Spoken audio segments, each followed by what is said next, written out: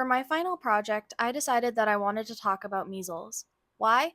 I think the disease itself is interesting and the severity of it can get dismissed.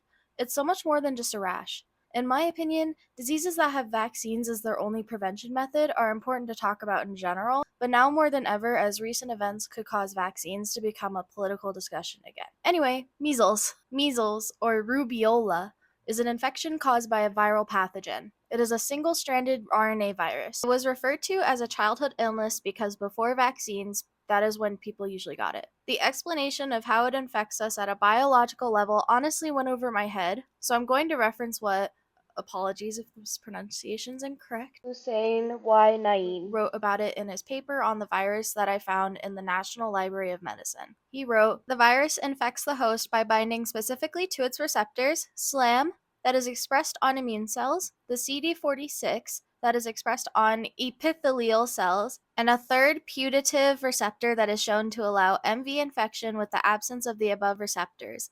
This type of receptor-mediated entry confined the tropism of MV to humans. Although non-human primates and some rodents are permissive to MV, no other animal reservoirs are known to exist. Measles shows its appearance by giving the body several symptoms. According to the CDC, the common symptoms are a high fever that can spike to more than 104 degrees Fahrenheit, cough, runny nose, red, watery eyes, and a rash.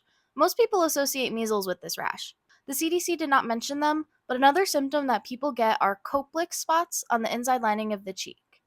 These are what they look like compared to canker sores. In addition to all of these symptoms, measles can cause some serious health complications. These include ear infections, diarrhea, pneumonia, and encephalitis, which is an inflammation in the brain. These are more likely to happen to children and people who are immunocompromised. Unfortunately, measles is known to be highly contagious. It is an airborne pathogen, which means that it spreads via an infected person's coughs and sneezes. The thing that is personally concerning about this is that it can remain up in the air for up to 2 hours after the infected person isn't present anymore. So you can theoretically get it if the infected person is in public. The CDC states that if one person has it, up to 9 out of 10 people nearby will become infected if they are not protected. On the bright side, the process of getting diagnosed with it isn't horribly complicated like other diseases can be. The Mayo Clinic says that your healthcare provider can usually diagnose measles based on the disease's characteristic rash, as well as a small bluish-white spot on a bright red background, Koplik spot, on the inside lining of the cheek. Your provider may ask about whether you or your child has received measles vaccines, whether you have traveled internationally outside of the US recently, and if you've had contact with anyone who has a rash or fever. They also state that as a backup option, a blood test can confirm whether the rash is measles. The measles virus can also be confirmed with a test that generally uses a throat swab or a urine sample. Personally, it's really reassuring that there are multiple methods to determine that it is measles and not a different skin condition. I know this virus sounds very terrifying, because it is, but there are ways to prevent yourself from getting the virus. The best prevention for the disease is the measles, mumps, and rubella vaccine, aka the MMR vaccine. The CDC states that 2 doses of the vaccine are about 97% effective at preventing measles, and 1 dose is about 93% effective. I don't know about you, but I like those odds. Even though it was declared eliminated from the United States in 2000, measles is still common in other parts of the world. Unvaccinated travelers, Americans or not, can bring the disease back with them if they contract it while they're in another country.